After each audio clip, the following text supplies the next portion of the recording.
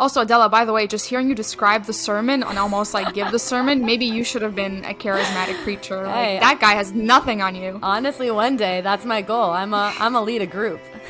My name is Adela Kochav. And I'm Mariam Waba. We are the Daughters of Diaspora. And this is Americanish.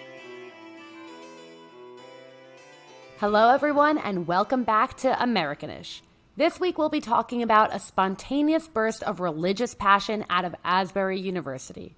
Over the last 2 weeks, the small town of Wilmore, Kentucky, which is usually home to about 2,000 students, has seen over 50,000 visitors from across the country and beyond, from Canada to Singapore, that have joined together in prayer and song to partake in what is now being called the Asbury Revival.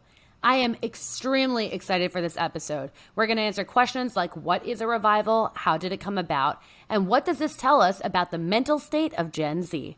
Mariam, take it away. So let's start there. What exactly is a revival? I'm sure you all have heard that word on some sort of news or podcast or in an article a couple of times surrounding this specific incident in the last couple of weeks. So we want to break it down for y'all. A revival is a spiritual awakening or renewal that typically takes place within a particular Christian community or congregation. Revivals often involve a heightened sense of religious fervor and a renewed commitment to faith and moral living. And they can be characterized by large emotional and physical manifestations of the Holy Spirit, such as speaking in tongues, healing, miracles, and spontaneous prayer and worship. Revivals can take many forms, as we're seeing play out, and have occurred throughout the history of Christianity. They often happen, not so surprisingly, in times of social and cultural upheaval, when people are searching for a deeper sense of meaning on purpose. Revivals can be led by a particular charismatic figure, and can arise spontaneously through grassroots movements. These events can have a profound impact on individuals and communities, leading to personal and social transformations. They can also often be very controversial, with some questioning the authenticity of emotional and physical manifestations associated with them. However, revivals continue to play an important role in many Christian communities because they provide a space for believers to renew their faith, experience the presence of the Holy Spirit in a powerful way, and change the way their actions and how they look at the world. Yeah, so this revival started actually February 8th. It started about a month ago. And if you're not familiar with Asbury University, students are required to go to chapel at least once a week. And usually they hear a sermon. It's either done by a reverend or by a volunteer in the university. And on February 8th, a soccer coach who was a volunteer at the chapel named Zach Mekribs went in and gave a sermon. And he said in later interviews he was completely unprepared that day, but he went in and he spoke from the heart, and he spoke about love. He started off by saying that, we say we love a lot of things and we believe we felt love and we tell people we love them. We tell things we love them. We love coffee. We love our boyfriend or girlfriend. We thought we loved our boyfriend or girlfriend who hurt us. There's so many ways that we throw around the word love. But what really does it mean to love? And I'm not going to get into too many specifics of the sermon. If you haven't heard it, you can hear it on Apple Podcasts, and it's also on YouTube. But in the sermon, his conclusion ends up being about how what we see as love is not real love. And until we've felt the love of God, and he also says, of course, the love of Christ, we can't give love, let alone feel love. He also talks, a little bit of a trigger warning. He also talks about how when he growing up was molested, and how he was told by his abuser that that was love. And he learned very quickly that what he was told was love was obviously not love. And he says to everyone in the audience, you have gone through hard experiences. You have gone through hard experiences that you thought were love, but that is not love. So open yourself to love, feel love, and only then can you learn to feel love and then again give love to others. And something happened there. In that sermon, if you hear him speak, he's really speaking from passion. And a lot of students who had left the sermon early started coming back. People started texting their friends like, hey, come to sermon. This is amazing. And by the time the sermon finished, people just started breaking out into song and prayer together spontaneously, and students who were passing by started joining. And this went on for hours. People kept saying like, hey, are you still at chapel? And they're like, yeah, it's not done, come. And this went on basically for the full day. And then the next morning there were more students there who were ready to listen, and this started growing and growing and growing. Suddenly every student on campus started going to chapel to listen to the sermons and to pray and sing together, and then people from nearby colleges, and then people from nearby towns. And that's when it spread across the country. People started driving in from nearby states. People in Canada heard about this revival going on in Asbury, and they made their way down to Wilmore, Kentucky to experience this. And then it got to the Christian community of Singapore, and suddenly you have people flying in to experience the revival in Asbury, and every person who is there explains an energy, and everyone is singing together and praying together and listening to the sermons together. And not surprisingly, or surprisingly, I'm not sure which, this isn't the first time it's happened. Apparently this is called a revival, and it's not the first revival that's happened in Asbury. Right, yeah. And before I kind of delve into the history of revivals at Asbury, I really want to put a pin in this idea of real love, or perfect love as the sermon describes it, because it's a really powerful one, and it's one I want to dig a little deeper into. Also, Adela, by the way, just hearing you describe the sermon and almost like give the sermon, maybe you should have been a charismatic preacher. Hey, like, that guy has nothing on you. Honestly, one day, that's my goal. I'm a lead a group. That's right. So like Adela said, the revival at Asbury is not the first of revivals that has happened at the school. In fact, the school claims that they've experienced 9 revivals, including the one we'll be discussing today. To paint a clearer picture of the impact of these events, I want to highlight the revival that happened in 1970, which had a huge impact on almost all aspects of life in the small town, and touched hundreds of thousands, I might even say, people across the world. At the time, Asbury College was then a small Methodist institution and was facing financial difficulties and declining enrollment, and many students and faculty were searching for a deeper spiritual experience. On February 3rd of 1970, a group of students gathered in College Chapel for a prayer meeting. The meeting lasted for several hours, just like the one that Adela just described, and many of the attendees reported feeling a sense of conviction and repentance. This meeting sparked a series of similar gatherings, which eventually led to a full-blown revival on campus. The revival lasted for several weeks and spread beyond the college to surrounding communities, again, like this revival as well. Thousands of people attended the meetings, and many reported experiencing physical and emotional manifestations of the Holy Spirit. I just want to point out here that was on February 3rd, and this revival that happened now happened on February 8th. Like, tell me that's not crazy. Like, tell me it's not weird that in February, in the first week of February, this revival happens in Asbury. And I've spoken to a lot of people who are very spiritual, and they really do believe that there are nexuses in this world that have a certain kind of energy. And if you're a non-believer, and that's totally fine, it's also known that certain areas have different oxygen concentrations. Their atmosphere is different. There's certain minerals under them that have certain energy. So you can find explanations for it. But the fact that there's been so many revivals in one spot, and happens to be that they recur in similar months, I think is very significant. And again, I'm not Christian, I'm Jewish, but I do think something funky was happening there, and I think it's something that I would have liked, to at least see or experience, because everyone who stepped foot there was like, oh my gosh. But yeah, February 3rd, February 8th, I don't know, you tell me, coincidence or not. I sound like a conspiracy theorist, but it's not a coincidence to me. No, I don't think so at all. And you know what? Next revival, we're the first ones on the ground. Oh, Adele and I are heading the next revival up, Wilmore, covering Kentucky.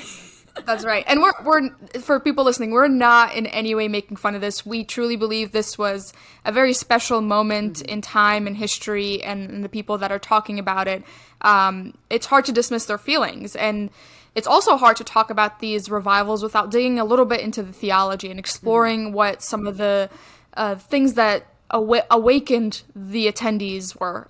The particular instance of revival in 1970 was rooted in the theology of John Wesley and the Methodist tradition. Wesley believed in the possibility of what he called Christian perfection, back to this idea that Adela explained of perfect love. And what he meant by Christian perfection is that he believed believers could achieve a state of perfect love and holiness. And that revival emphasized the need for personal sanctification and the role of the Holy Spirit in transforming believers' lives. The revival also drew inspiration from some of Pentecostal and charismatic movements, which emphasized the gifts of the Holy Spirit and the experience of baptism in the Holy Spirit.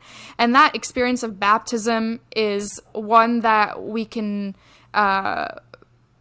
relate to and find linear relations across almost every Christian denomination.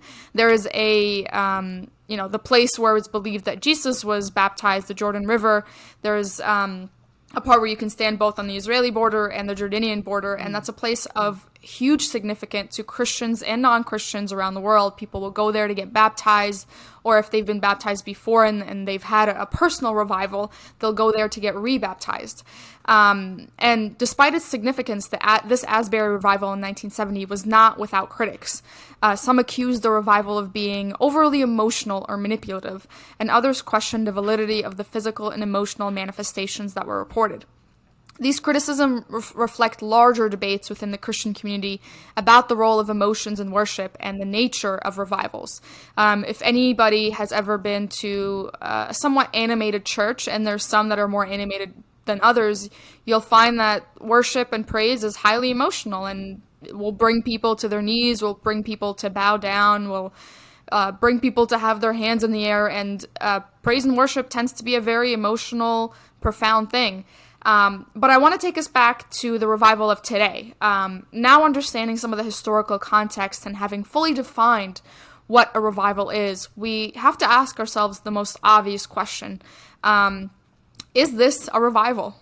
So that's a great question. And I have some thoughts. And again, I no authority on this, but the way I see it, it depends how you define revival. And I define it after the fact. So while this was going on, some people were like, oh my God, there's a revival happening in Asbury. And people were, again, singing in unison, and people were all making their way to Asbury and to the chapel. And it was very emotional and very spiritually charged.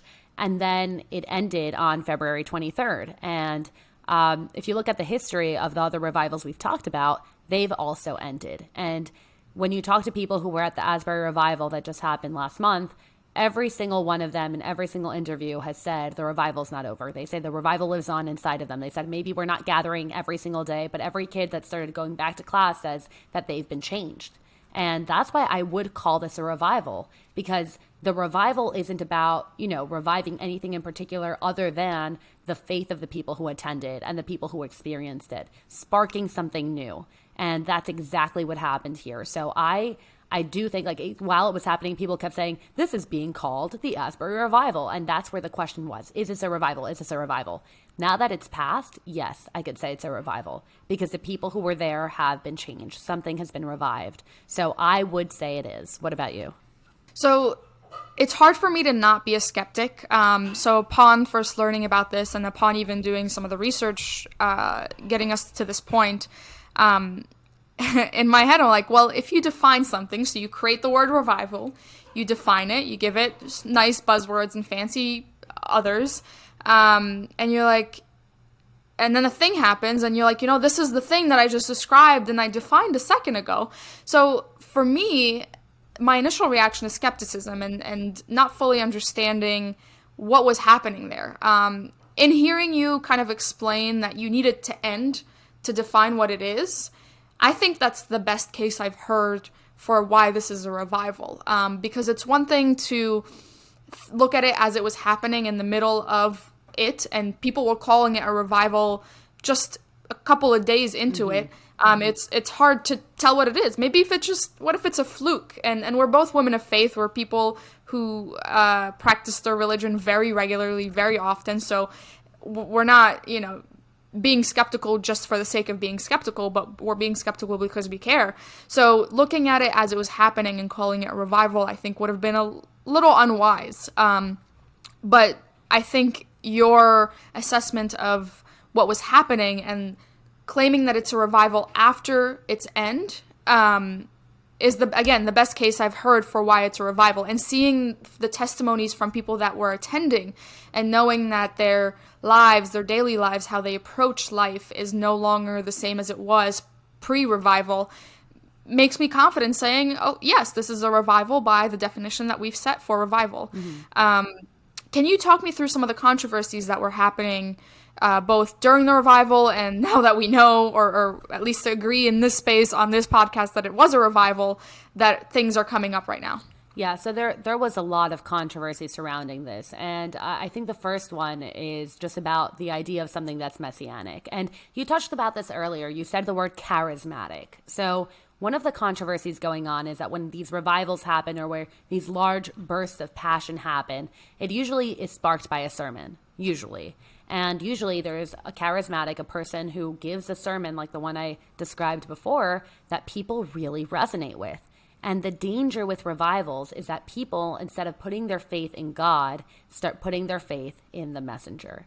And they start seeing that messenger, seeing the reverend, seeing the pastor, seeing whoever gave that sermon as a messianic figure. And that's dangerous because that's where you get from the point of, is this a godly religious revival, or is this the beginning of formation of what could turn into something like a cult where you're following a person, not an idea?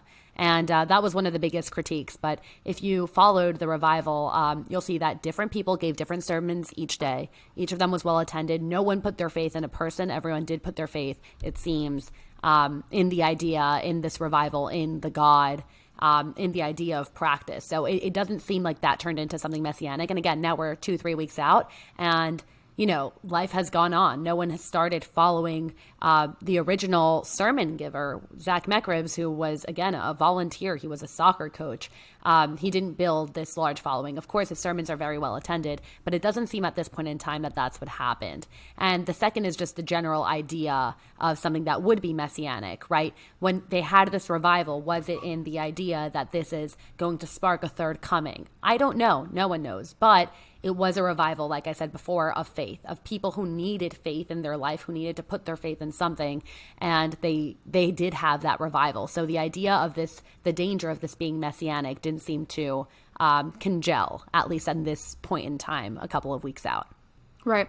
Okay, so we're dealing with two big words and two big controversies attached to, respectively, to each, charismatic and messianic. So I know within my own Christian tradition, the word charismatic, the ideas of a charismatic leader or a charismatic church is generally frowned upon, and it's sort of a dirty word because a lot of orthodoxy is that nothing changes. A lot of orthodoxy, especially Oriental orthodoxy, is the practices that we were doing 2,000 years ago in Alexandria are the ones that we do now, today, in Ridgewood, Queens, in a church. So the idea that any of our theology or our faith-based ideas revolve around a charismatic leader are highly frowned upon. I want to get your thoughts on that within the Jewish communities, and I also want to dig in a little bit into the messianic, because I have heard that word be thrown around in a lot of Jewish circles in also a dirty way. So can you talk me through that? Yeah, so first let's start with messianic. There's been a lot of talk. So for anyone who's not familiar with Judaism, Judaism believes that there are messianic figures. For example, we do believe that Moshe, was a prophet that was sent by God to deliver the Jewish people. That is, in a way, a Messiah.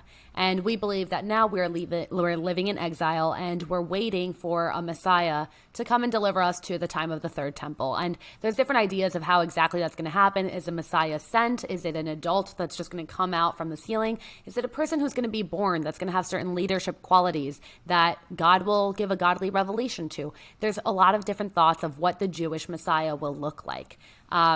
There are some groups of Judaism that, again, we're all waiting for the Messiah to come, but there are some groups that follow a specific rabbi, a specific charismatic, and they're seen as other groups of Jews as being misled or misguided. I know, for example, Chabad, which is a very large Hasidic movement that I love Chabad. I want to preface this with Chabad, I think, has one of the clearest ideologies. I think that they're very good at communicating their ideas, are really good at building community. But one thing that they have is the Lubavitcher Rebbe, which is a specific rabbi, and there's been a couple of Lubavitcher Rebbes, like a couple of Rebbes, that had like this like godly understanding, and they follow him as a leader. But from the outside community, you know, they have pictures of him in their home, they have pictures of him in their wallet, they read his word as if it was scripture. And that's something that from the outside Jewish communities, we look at it and we say, you're putting your faith in a person and not in God. And it's important to have leaders, but that's an example of where one community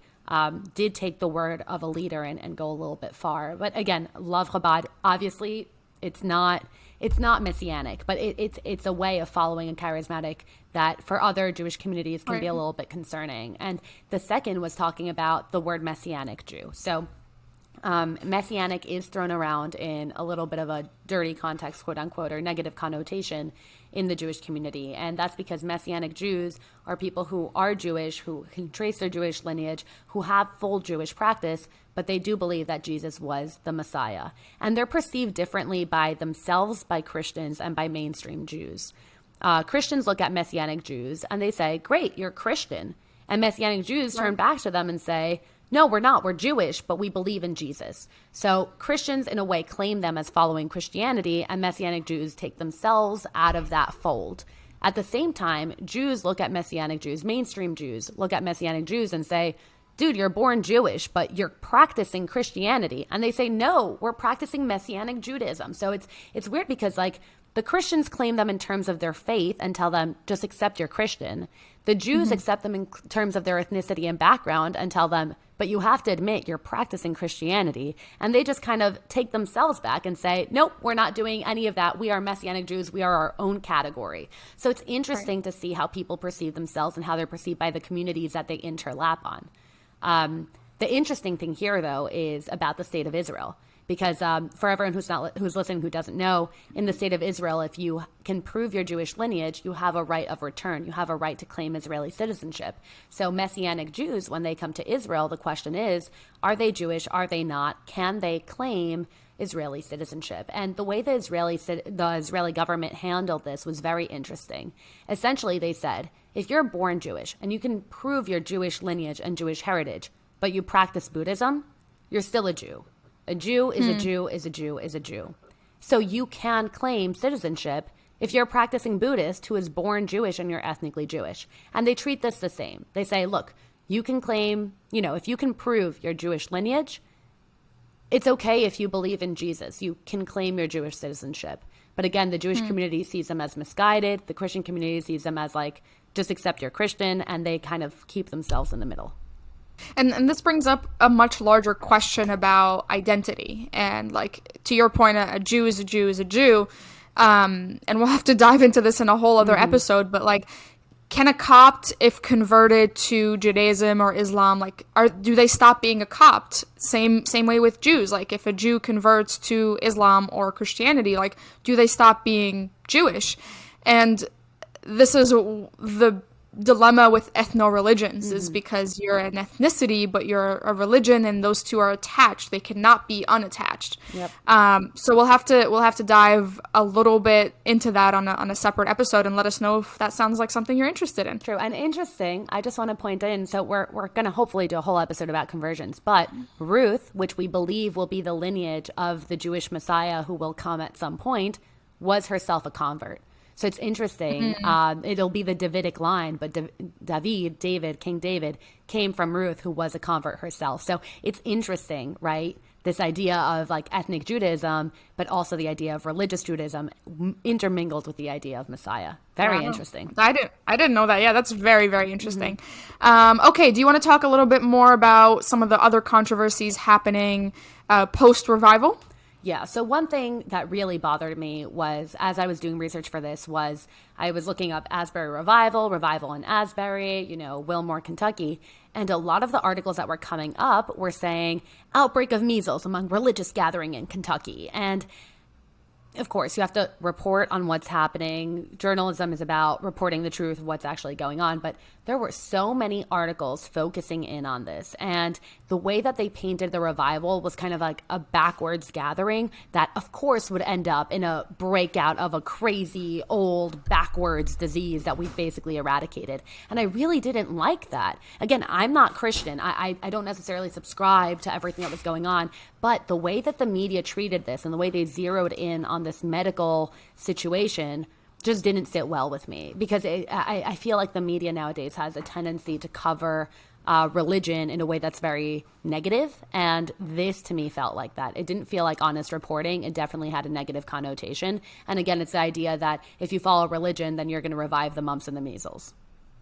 Yeah, and this happens a lot in Western media, and they somehow have a weird tick for faith and religion, and there's just no good way to talk about it that's respectful, but also stays truthful to journalistic duties. Last time I was in Europe, and in a lot of ways, and I don't know how much I subscribe to this, but in a lot of ways, people look at Europe as kind of like leading the West. So whatever happens in Europe socially is what will come to the U.S. eventually. This is what some people say. And I was talking to somebody who's very educated, very smart, member of parliament in Greece. And we were just talking about everything and all things. And I was picking his brain about the state of Christianity in Europe. And he put it so adamantly and so poignantly. And he's saying, like, Europe is in a post-Christian stage. It's in a post-Christian era. There's no way that you can be a person of faith and a person of religion and still be respected, or, you are frowned upon if you're a person of faith or a person of religion. And that goes across the board from in your professional settings and your social settings. And I think that is really scary to a lot of people. And that doesn't mean religion has to be in every aspect of life at all times. I think those are both extremes, both like no religion at all in any space and religion all the time in all spaces. Those are two very extreme things. And I think there is a happy medium of being able to report on religious things without it being dirty. What about evangelism? I have a hard time thinking about something like this, a revival happening and people flying from all over the world to be here for this moment. And, the big question of evangelism doesn't pop up. That would be surprising. Yeah. I mean, like, one of the biggest critiques here that have been thrown around, and we've talked about it a little bit, is that this is becoming a little bit culty, right? It's like all these people are flying to one place and they're all worshiping together and they're evangelizing and they're, everyone's feeling. It sounds, a little bit culty. It's a little bit scary. It's and again, now that we're 2 weeks out and it hasn't developed into a cult, I feel much more comfortable. But when we first started preparing for this episode, we did talk about this idea of like, well, what's the end goal here? And are these people being misled? Yeah. I'm glad it didn't turn into that, because that would have honestly solidified some of the dishonest reporting that was happening. So I don't know. I'm really glad like this revival ended on a really good note. And I mean, positively. Yeah, there's a little bit of a buffer, a few days to see what actually happens, and I would love to like follow up with a person that experienced the revival like a week from today, a month from today, a year from today. If you were at the revival, please hit us up. We want to talk to you. Like, I want to know what you felt, how you felt, why you felt it. Okay. Let's talk a little bit about Gen Z and their relations to religion, because that's been a hot topic for a while now. And as this generation is slowly growing up, I think I'm technically part of Gen Z, but I'm an old woman also, so it's weird. So as we're seeing the TikTok generation and a huge gap in Gen Z, a huge increase in Gen Z entering the workforce, entering higher education, places of higher education, etc. We're talking about Gen Z in a way more real way. So I want to dig a little bit into the relationship between Gen Z, religion, and all things revival. Adela? Yeah, so I read a lot of interviews and I heard a lot of testimonials from different students who were at the revival. And these are Gen Z kids, right? So they're Zoomers. They spent their first year or second year of college or their last year of high school on Zoom, fully isolated on their own, living through a scary real-life pandemic, which we as adults, right? I mean, me as adults. So Mariam and I are each on the cusp, right? So she's the cusp of end of, late Gen Z, early millennial. I'm the opposite of that. So if there's a line, we're each on like either side of it. So a lot of these kids that grew up in the COVID era, that was their coming of age. They show up in college and everything went to social media during COVID. Everything was about, well, who's traveling, who's doing this. Everyone's lives are being made public, and Gen Z kids were reporting higher levels of anxiety and depression. And it's something that really worries the adult generation. Everyone looks at Gen Z and says, hey, is Gen Z okay? And Gen Z's like, no, we're not okay. They constantly make jokes about self-hate. They make jokes about how depressed they are. Every single person nowadays is being diagnosed with things like ADHD and depression. And it's not about hypochondriacs. It's not about sensitivity. It's about the fact that these kids went through something really difficult at a really formative time in their lives. And everyone here, like everyone that I heard whose testimonials that were at the sermons and were part of this revival, said it filled them with something that they needed that they didn't have before. And it's one thing that, you know, I look at my sisters, right? I have two sisters. They're both Gen Z. And one of them, you know, she's Jewish because we're Jewish, and she practices, and she, of course, believes, but it's not really her thing. And I do see a lot of the signs of the Zoomer generation on her, where, you know, she did miss her first year of college. She did miss her senior year of high school. And you see this kind of sadness. And my younger sister has that too. My youngest sister, she's 17, but she has a different relationship to it, right? So she is the most religious out of all of us. She keeps Shabbat, she keeps kosher, she keeps the holidays. She's very spiritual. She goes to rabbis' classes. She tries to dress modestly. She is a lot more religious than we are, and that's because she placed her faith in something. And I think it's something really beautiful, and it's something really interesting, because I feel like Gen Z's kids are looking for something to follow, but they don't know what. And if they start worshiping social media, if they start worshiping self, if they start worshiping influencers and celebrities, then they're going to have really empty lives. But if they start worshiping God and put their faith in faith, then they can't be let down. You know what I mean? Yeah. They have a lot more room to grow. What are your thoughts on this? It's really an awful situation to be, because you see everything around you reject faith in all its forms, reject religion in all its forms, and there's that void, right? Like, it's not something that you can socially acceptably, is that even a word? Like, go to for relief. But at the other side of the stick is that, like, there is another void that, like, you've experienced real trauma, both with COVID, and, like, the world is not necessarily a kind and safe place. Not that it ever was, but it's much more real and it's much more accessible to them right now. So the thing that you would naturally go to when you're experiencing anxiety or depression or any of these awful things is religion, like faith, knowing that there is a higher power that's in charge, that there's a plan, that this isn't just, we're not just waking up and we're you know, part of a greater nihilistic plan where nothing matters, we're all just cogs in the machine. But anywhere they look, religion is bad. I just want to run through some numbers to tell you a little bit about the relationship between Gen Z and religion. Only 26% of Gen Z identify or relate or have a religious affiliation, compared to 34% of millennials, 41% of Gen Z, and almost 50% of baby boomers. Gen Z is also Gen X. Did I say Gen Z? Yeah, 41%. So they're the lowest among the last 4 to 5 generations. Only a quarter of them identify as religiously affiliated. Gen Z is also more likely than previous generations to be raised in religiously diverse household. According to a 2018 study, 24% of Gen Z respondents reported that their parents have different religious beliefs, compared to 21% of millennials. So there's so many more questions for them to answer at a younger age. I can't imagine, like, not having religion growing up. I always was a curious kid. I always had so many questions. But if I didn't have direct answers, or I wasn't able to comprehend what the answer was, like, it was religion. And I can look back and feel really confident and really happy about the experiences I had, some of the spiritual experiences and some of the spiritual moments that I had. Yeah, I agree. And actually, I want to say here that this is one of the reasons why we started the podcast, because when we first met, we started talking about our religion, and we both love our religion. We're women of faith that love where we came from. We love our traditions. It doesn't mean we follow blindly. It doesn't mean that we're part of anything that's backwards.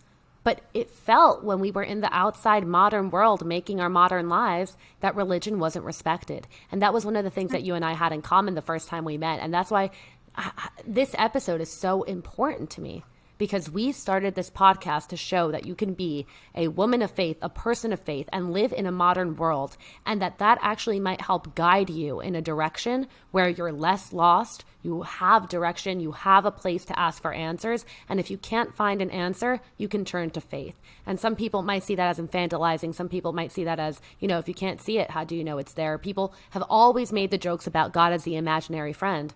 But end of the day, I see it. I see the change. I see my sister feel that her amount of hopelessness is diminished by the fact she has a higher power. And I feel that for myself. Actually, this conversation has made me want to be more religion. How crazy is that? We're having a conversation about religion, and I'm like walking out and I'm like, I should be more religious. Like I should, drink my own Kool-Aid at this point, because this is why we started the podcast. Yeah. And it's hard. Like, it's incredibly difficult to be a person of faith in today's modern world. You're accepted for everything else you are, generally speaking. You're accepted for your gender or lack thereof. You're accepted for your ethnicity or lack thereof. But when it comes to religion, people are sometimes not okay with it and act really weird when I tell them that I'm in church almost every Sunday, or that I take communion, or I'm fasting. And they're like, what are you doing this for? And nobody else would question any other aspect of your identity the way they question faith. Before we sign off, I want to share some of our most powerful and some of our most meaningful spiritual moments. Adela, do you want to start? Sure. So in this revival, right, people spoke about an awakening. People spoke about the fact that they entered this place and they entered this zone where it was a different aura, and suddenly they were all struck. And I started thinking back, and I said, have I had this experience? And I've definitely had it a couple of times, but the most intense for me was when I saw the Kotel at night. And it wasn't my first time. I had been in Israel a lot of times. For our listeners that don't know, the Kotel is the Western Wall. We believe it's the closest wall that was to the ancient Jewish temple that has since then been destroyed. So it's a place of holiness for the Jewish people. And again, I'd been in Israel many times. I'd seen the Kotel at night too. I had been there with my family, but I went on a high school trip. At the end of high school, my high school takes us all to Israel, all the seniors. And we had a crazy day of sightseeing. We went up, we went down, we saw a billion things. And all the way at the end of the day, we said, okay, let's go to the Kotel. Let's go to the Wailing Wall. And I'm showing up with all my friends from high school. And somehow I just kind of broke away from the pack, or the pack kind of dispersed. And I stood and I saw the Western Wall, and it was dark and it was lit up at night. And I don't know why, but I felt something. I hadn't felt that before. And suddenly I started crying. I just felt like I was by myself, and I moved closer to the wall, and I found a space, and I just put my head to the wall, and I started weeping. And it was crazy, and it was scary, and I wasn't asking for anything. I wasn't praying. I wasn't, thinking about things I was thankful for. My mind was blank. The only thing I felt was emotion, just plain, simple emotion. And that was a crazy experience for me. Crazy experience. And then, after, I don't know how much time, at some point someone tapped me and was like, hey, Adela, we're going to head out. And I was like, oh yeah, I have to get back to the group. And it was just kind of like, that was it. But I had this moment with myself and God.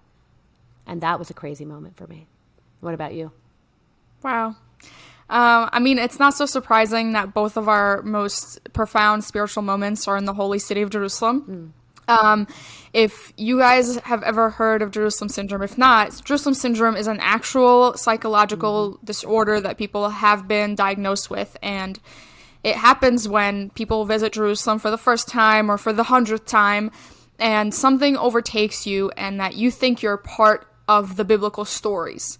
And a lot of people experience it. Thankfully, it's never been that strong for me where I feel like I'm a part of a biblical story per se. Oh, Mariam. But yeah, exactly. So every time I'm in Jerusalem, especially in the old city of Jerusalem, and I've been to the Kotel I've been lucky enough to go to the Kotel a couple times, and it's a little different for me being a Christian, but I do feel a different presence there, especially like on Shabbat, where everybody's there.